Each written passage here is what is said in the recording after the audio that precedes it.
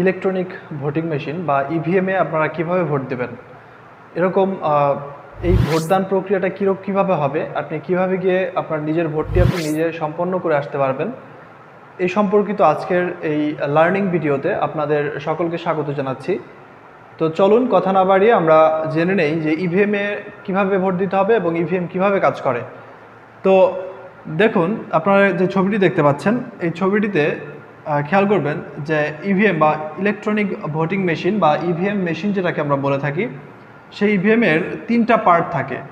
এটা হচ্ছে আপনার কন্ট্রোলিং ইউনিট, যেখান থেকে আপনার ভোটিং প্রক্রিয়াটিকে একজন প্রিজাইডিং অফিসার অথবা একজন সহকারী প্রিজাইডিং অফিসার তিনি এই সম্পূর্ণ ভোটিং প্রক্রিয়াটাকে কন্ট্রোল করবে এই ইউনিটের মাধ্যমে। এটা হচ্ছে বলা হবে কি, এটাকে বলা হচ্ছে কন্ট্রোল ইউনিট বা নিয়ন্ত্রণ ইউনিট। সমগ্র ভোটিং সিস্টেমটাকে এখান থেকে একজন প্রিজাইডিং অফিসার কি করবে, নিয়ন্ত্রণ করবে। আচ্ছা, তারপরে যে অংশটুকু আছে এটাকে বলা হচ্ছে ব্যালট ইউনিট। এখান থেকে একজন ভোটার তার নির্দিষ্ট প্রার্থীকে, তার পছন্দের প্রার্থীকে ভোট দিতে পারবে।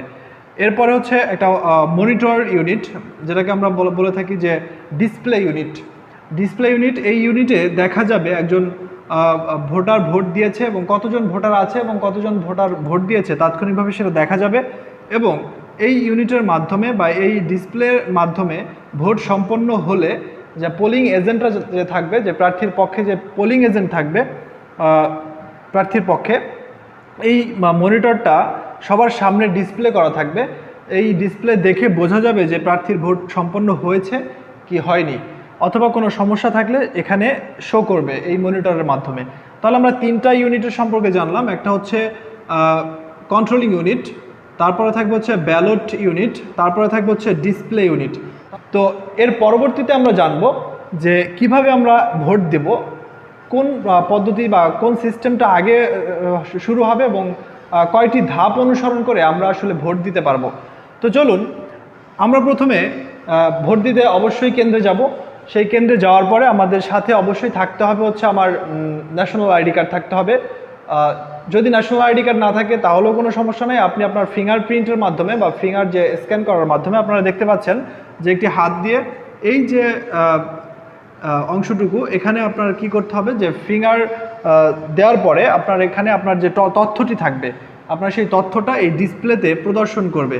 দেখতে পাচ্ছেন একজন লোক এখানে যখন প্রেস করেছে বা তার আঙুলের মাধ্যমে বা ফিঙ্গার দিচ্ছে, তারপরে তার ডাটাটা এখানে ডিসপ্লেতে প্রদর্শিত হচ্ছে।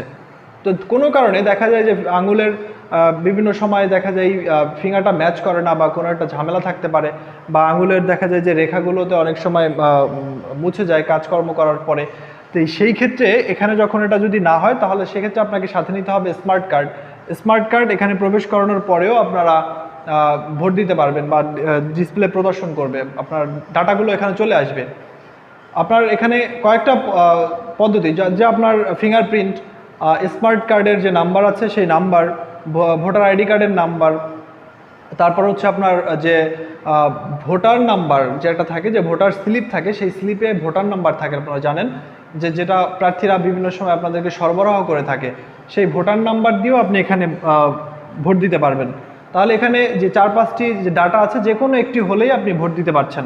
তো তারপরে যখন আপনার এখানে ডাটাটা মিলে যাবে, আপনার ছবি সহ যে ডাটাটা চলে আসবে দেওয়ার পরে, তারপরে আপনাকে পাঠিয়ে দেওয়া হবে হচ্ছে যে আমরা বলি যে ভূতের ঘর, যেটা হচ্ছে ভোট দেওয়ার জন্য যে ঘরের মধ্যে আপনাকে প্রবেশ করবে বা যে ঘরের মধ্যে আলাদাভাবে এভাবে ব্যালটটাকে রাখা থাকবে, ব্যালটিং যে ইউনিট আছে সেই ইউনিটটা এভাবে রাখা থাকবে।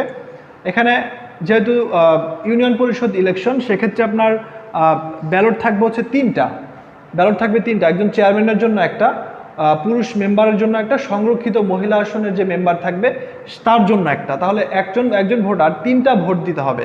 তাহলে আপনারা দেখেন, আমি একটা দেখিয়ে দিচ্ছি যে এখানে দেখতে পাচ্ছেন একটি ব্যালট। এই ব্যালটটিতে আপনার এখানে যে প্রার্থী আছে, প্রার্থীর নাম থাকবে এটার ভিতরে, আর এখানে থাকবে হচ্ছে প্রার্থীর যে প্রতীক থাকবে, সেই প্রতীকগুলো এখানে দেওয়া আছে। দেখেন ক, খ, গ, ঘ, উ, চ, ছ এখানে যেহেতু আছে, তো এখানে যে প্রতীকে যারা নির্বাচন করছে সেই প্রতীকগুলো এখানে দেওয়া থাকবে, প্রার্থীর নাম থাকবে। আপনি পড়তে পারেন নাম পড়তে পারেন, যারা পড়তে পারেন না তারা প্রতীক দেখেই আপনারা ভোট দিতে পারবেন। তো এখানে দেখেন যে সাদা যে বাটনগুলো আছে, এখানে দেখতে পাচ্ছেন সাদা কিছু বোতাম আছে, সেই বোতাম আপনাকে চাপতে হবে। যেমন আমি যদি খকে ভোট দিই, তাহলে আমরা খ বাটনটি এখানে কোথায় আছে, এই সোজা যে বাটনটি আছে, এই যে একটি বোতাম আছে, এই সাদা বোতামটিতে আমি প্রেস করব, চাপ দিব। চাপ দিলেই এটা মেশিনের মধ্যে অবশ্যই একটা সাউন্ড সিস্টেম আছে, সেই সাউন্ড সিস্টেমে শব্দ হবে। ধরেন দেওয়ার পরে আমি কি করব, এই যে সবুজ একটি বাটন দেখতে পাচ্ছেন, সবুজ একটি বোতাম, এই যে সবুজ বোতাম, এটা হচ্ছে কনফার্ম। সবুজ বোতাম এখানে ক্যান্সেল, বাদ দেওয়ার জন্য। তাহলে কনফার্মে আমরা এই যদি আমি খতে চাপ দিই, এই বোতামে চাপ দিলাম, দেওয়ার পরে আমি কনফার্মে চাপ দিলে আমার ভোটটা সম্পন্ন হয়ে যাচ্ছে, এই আর কি। তো তারপরে যদি ধরেন আমি খতে চাপ দেওয়ার পরে আমার মনে হলো যে না, আমি খতে ভোট দিব না, ভোট দিব হচ্ছে উওকে, তাহলে উওকে যদি আমি ভোট দিতে চাই, তাহলে খ যে চাপ দিয়ে ফেলছি, এর জন্য আমার টেনশনের কিছু নাই, চিন্তার কিছু নাই। আমি কি করব, খতে চাপ দেওয়া আছে, সেই অবস্থায় আমি আবার উওতে চাপ দিব, যে আমি আমার মতামত চেঞ্জ করছি, আমি উওকে ভোট দিব, তাহলে উওতে আবার প্রেস করব। উওতে চাপ দেওয়ার পরেই আমি আবার কনফার্ম দিলে আমার ভোটটা হয়ে যাচ্ছে। এই হচ্ছে ব্যাপার। তো ভোট সম্পন্ন হলে এখানে বাহিরে যারা পোলিং এজেন্টরা বসে থাকবে, সকল প্রার্থীর একজন করে পোলিং এজেন্ট থাকবে ভিতরে, এখানে লেখা উঠবে, মনিটরের মধ্যে লেখা উঠবে যে ভোটটি সম্পন্ন হয়েছে। আর যদি ভোটটি সম্পন্ন না হয়ে থাকে, তাহলে ভোটটি সম্পন্ন হয়নি, এরকম কিছু লেখা উঠবে।